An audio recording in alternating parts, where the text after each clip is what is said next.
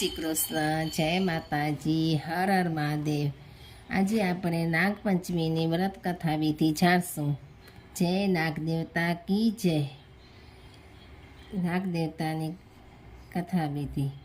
શ્રાવણ વદ પાંચમના દિવસે આ વ્રત કરવામાં આવે છે। વ્રત કરનારે સવારે વહેલા ઉઠી નાહી ધોઈને પાણીયારા પર નાગનું ચિત્ર દોરી ઘીનો દીવો કરી પૂજા કરવી। ત્યારબાદ બાજરીના લોટની ઠંડા ઘીમાં ચોળેલી કુલેરનું નૈવેદ્ય ધરાવવું અને એકટાણું કરવું। એમાં આગલા દિવસના પલાળેલા મઠ, મગ, બાજરી, કાકડી તથા અથાણું ખાઈ શકાય છે। આ વ્રત કરવાથી ઘરમાં અવારનવાર થતા ઝઘડાનો નાશ થાય છે અને સંપ વધે છે તથા નાગદેવતાની કૃપાથી ધન ધાન્યનો ભંડાર અખૂટ રહે છે। હવે આપણે વાર્તા સાંભળશું। ઘણા વર્ષો પહેલાંની આ વાત છે। ધરમપુર નામે એક ગામમાં એક ડોશી તેના 6 દીકરા તથા વહુઓ સાથે રહેતી હતી। દરેક વહુને પિયર હતું, મા બાપ હતા, પરંતુ નાની વહુ રાધાને પિયરમાં કોઈ ન હતું। આથી એને બધા નપીરી કહી મેણા મારતા હતા। તેની પાસે સાસુ અને જેઠાણી ખૂબ કામ કરાવતી હતી, ખાવાનું પણ પૂરું આપતી ન હતી। ભાદરવો મહિનો આવ્યો એટલે એમના ઘેર ખીર બની। ઘરમાં બધાને પેટ ભરીને ખીર ખાધી, પણ નાની વહુ રાધાને કોઈએ યાદ ન કરી। એ દિવસોમાં એ ગર્ભવતી હતી, આથી તેને ખીર ખાવાનું મન થયું। સાસુએ તેને તપેલીમાં જે હોય તે ખાઈ લઈ વાસણ માંજવા કહ્યું। રાધાએ રસોડામાં આવીને જોયું તો ખાવાનું કંઈ ન મળે। ખીરની તપેલીમાં બાજેલા પોપરા સિવાય બીજું કંઈ જ ન હતું। આથી તે નિરાશ થઈ ગઈ, છતાં પણ તે વાસણો લઈ નદીએ માંજવા ગઈ। ત્યાં જઈ તેને તપેલીમાંથી પોપરા ઉખાડી એક કપડામાં ભેગા કરી મૂકી રાખ્યા। તેને એમ કે વાસણ માંજી લીધા પછી નિરાંતે હું ખાઈશ। હવે બન્યું એવું છે કે જે ઝાડ નીચે તેને કપડામાં ભેગા કરીને પોપરા રાખ્યા હતા તે એક નાગણ આવીને ખાઈ ગઈ। તે પણ ગર્ભવતી હતી। થોડી વારે રાધા વાસણ માંજીને ઝાડ પાસે આવી તેણે જોયું તો કપડામાંથી પોપરા ગાયબ હતા। નાગણ આ બધું ઝાડ પાછળ સંતાઈને જોતી હતી। તેના મનમાં એમ કે તે હમણાં મને ગાળો દેશે, પરંતુ તેના આશ્ચર્ય વચ્ચે રાધા બોલી, જેને ખાધા હશે એનું પેટ ઠરજો, બિચારી મારા જેવી કોઈ દુખિયારી ખાઈ ગઈ હોય એમ લાગે છે। આ સાંભળી નાગણ ખુશ થઈ ગઈ અને તેણે રાધાને દર્શન આપતા કહ્યું, બેન, મને ખૂબ ભૂખ લાગી હતી એટલે તમારી બધી ખીર હું ખાઈ ગઈ છું। બોલ, એના બદલામાં તારે શું જોઈએ છે? તારે કઈ વાતનું દુઃખ છે? એના પ્રત્યુત્તરમાં નાની વહુ રાધાએ પોતાનું દુઃખ વ્યક્ત કરતાં કહ્યું, માં, મારા પિયરમાં કોઈ સગું નથી, માટે મારા સાસરે સૌ મને મેણા મારે છે। વળી થોડા દિવસમાં મારો ખોરો ભરવાનો છે। મારે કોઈ ભાઈ નથી, હું કોને ખોરો ભરવા બોલાવું? આટલું બોલતા તેની આંખમાં આંસુ આવી ગયા।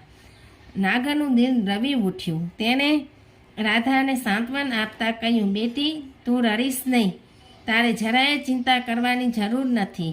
તારો ખોરો જ્યારે ભરવાનો હોય ત્યારે ફક્ત એક કંકોત્રી મારા રાફડા આગળ મૂકી જવાની, બાકીનું બધું હું સંભાળી લઈશ। આ સાંભળી રાધા ખુશ થઈ ગઈ। થોડા વખત પછી વહુને ખોરો ભરવાનો દિવસ આવ્યો। જેઠાણીઓ નાની વહુ રાધાને મેણા મારવા લાગી, અલીબાઈ, પિયરમાં તો કાળું કૂતરું એ નથી, તો પછી ખોરો શાનો ભરવાનો હોય? આ સાંભળી નાની વહુ દુઃખી થઈ ગઈ। તેણે સાસુને વિનંતી કરી, મારા પિયરમાં દૂરના એક સગા છે, એમને મારે કંકોત્રી મોકલવી છે, લખી આપો। સાસુએ ના છૂટકે મોટી વહુ આગળ એક ચરખડીમાં 2 અક્ષરો પરાવી નાની વહુને આપ્યા। રાધા ખુશ થતી કંકોત્રી લઈને રાફડા પાસે આવી પહોંચી અને ત્યાં મૂકીને મનોમન પ્રાર્થના કરી ઘેર પાછી ફરી। ખોરો ભરવાનો સમય થયો એટલે જેઠાણીઓ અંદરો અંદર મસ્કરી કરતા કહેવા લાગી, અલીબાઈ, આજે તો નાની વહુ તરફથી આપણને પહેરામણીમાં ખૂબ સરસ ઘરેણાં વસ્ત્રો મળવાના છે। તેના પિયરિયા ગાડું ભરીને બધું લાવવાના છે। નાની વહુ આ સાંભળીને હતાશ બની ગઈ અને મનોમન નાગદેવતાને પ્રાર્થના કરવા લાગી। ત્યાં તો સાચે જ દૂરથી ગાડાનો અવાજ સંભળાવા લાગ્યો। સૌ કોઈ એકી ટસે એ દિશામાં જોઈ રહ્યા।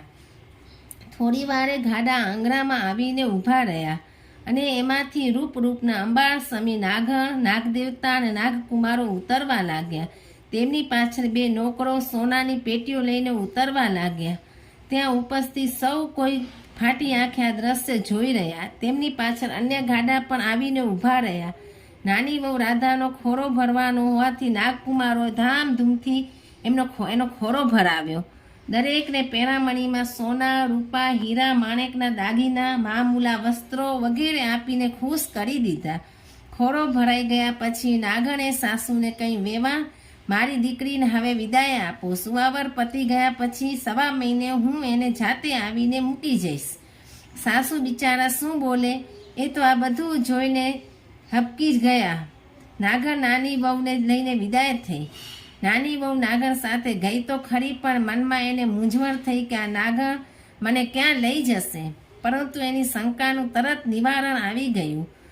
દર આગળ આવીને નાગરે હાથ ફેરવ્યો ત્યાં તો નીચેની જમીન ખસીને ભોયણાનો રસ્તો ખુલી ગયો. એ ભોયણામાં થઈને તેઓ મહેલમાં આવ્યા. રાજાના મહેલ કરતાં પણ ભવ્યથી ભવ્ય એવો મહેલ જોઈને રાધા આશ્ચર્ય પામી. નાગરે તેને કહ્યું, રાધા, તારે અહીંયા કશું જ કામ કરવાનું નથી. ખાઈ પીને આ સામે પડેલા હિંડોળા પર ઝૂલવાનું જ છે. હા, ફક્ત તારે એટલું જ કરવાનું છે કે સવાર સાંજ બપોર આ રૂપાની ઘંટડી વગાડીને બધા નાગકુમારોને ભેગા કરીને દૂધ પાવાનું. નાની વહુએ આ બધા સહર્ષ કામ સ્વીકારી લીધું. દિવસો પસાર થવા લાગ્યા. એક શુભ દિવસે તેને દેવ જેવો દીકરો અવતર્યો. બધા રાજીના રેર થઈ ગયા. છોકરો ધીરે ધીરે મોટો થવા લાગ્યો. એક દિવસ રાધા કંઈ કામ અંગે દૂધને વાસણમાં મૂકી બીજા ઓરડામાં ગઈ. છોકરો રમતો રમતો ત્યાં આવી ચડ્યો અને તેને રૂપાની ઘંટડી લઈ વગાડવા માંડી. ઘંટડીનો અવાજ સાંભળી નાગકુમારો દોડતા આવી પહોંચ્યા. તેને જોઈને છોકરો બી ગયો અને તેના હાથમાંથી ઘંટડી છૂટીને એ નાગકુમારોના પૂંછડા પર પડી. આથી નાગકુમારોના પૂંછડી કપાઈ ગયા. બીજા નાગકુમારો ગરમ દૂધ પીવા ગયા ત્યાં એમના મોઢા દાઝી ગયા. બિચારા નાગકુમારો બાંડિયા બૂચિયા થઈ ગયા.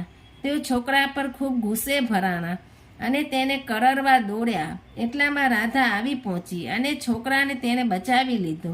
નાગકુમારોની આવી દશા જોઈ તેને ખૂબ જ દુઃખ થયું, પણ તેના નાના છોકરાને શું કહી શકે. નાગનાગણીએ નાગકુમારોને શાંત પાડ્યા, પણ તેમના મનમાંથી દાજ ગઈ ન હતી. થોડા દિવસ પછી નાની વહુને સારા દિવસ જોઈ મનગમતી પેરામણી આપી વિદાય કરી. સાસરીમાં નાની વહુ હવે માનીતી થવા લાગી. આથી તેની જેઠાણીઓ તેના પર દાજે ભરવા લાગી. નાગકુમારો પણ નાની વહુના છોકરા પર દાજે ભરાયા હતા. આથી તેને કરડવા માટે તેના ઘેર આવી પહોંચ્યા અને ઘંટી નીચે સંતાઈ ગયા. એટલામાં નાની વહુ પાણીનું બેરું ભરીને આવી ઉંબરામાં આવતા તેને ઠેસ લાગી. તે પડતા પડતા બોલી, ખમા મારા બાંડિયા બૂચિયા વીરોને. આ સાંભળી નાગકુમારો વિચારમાં પડ્યા કે બેન કેટલી સારી છે, હજી પણ આપણને યાદ કરે છે. આ રીતે એમને 2-3 વાર બેનના અપાર પ્રેમનો અનુભવ થયો. બેનનો આટલો બધો પ્રેમ જોઈને એના છોકરાને કરડવાનો તેમણે વિચાર માંડી વાળ્યો અને તે ચૂપચાપ ત્યાંથી ચાલ્યા ગયા. એક દિવસ નાની વહુના છોકરાએ જેઠાણીના દૂધની તાંબરી ઢોળી નાખી. આથી તે ગુસ્સે થઈ ગઈ અને છાંકો કરતા બોલી ઉઠી, અમારા છોકરાને દૂધ ઢોળાવીને તમારા હાથમાં શું આવ્યું? તમે તો મોટા ઘરના છો, તો તમે તો ગાયો ભેંસો કાલે વસાવી શકશો, પણ અમે ક્યાંથી લાવી શકવાના હતા?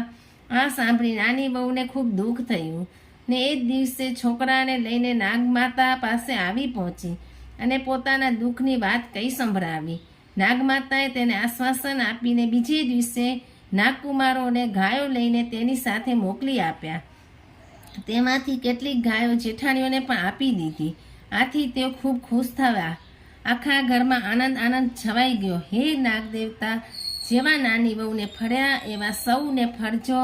કથા વાર્તા સાંભળનાર તથા વિડીયો જોનાર સૌ કૌને ફળજો. જય નાગદેવતા કી જય. હર હર મહાદેવ.